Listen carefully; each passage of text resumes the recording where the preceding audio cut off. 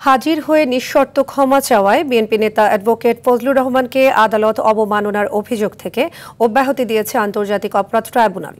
তবে ভবিষ্যতে আদালত নিয়ে মন্তব্য করার ক্ষেত্রে সবাইকে সতর্ক থাকার বার্তা দেয় বিচারিক প্যানেল। একটি টেলিভিশন অনুষ্ঠানে ট্রাইব্যুনাল ও এর বিচার নিয়ে বিরূপ মন্তব্য করায় তার বিরুদ্ধে আদালত অবমাননার অভিযোগ আনে প্রসিকিউশন। এর পরিপ্রেক্ষিতে অভিযোগের ব্যাখ্যা দিতেই সকালে ট্রাইব্যুনালে উপস্থিত হন ফজলুর রহমান।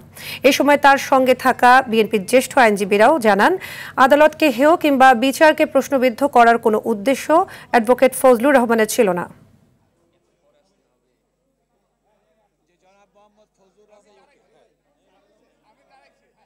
আইনের শাসন, মানবাধিকার, গণতন্ত্রের জন্য সবসময় তিনি সোচ্চার থাকেন, বক্তব্য দেন।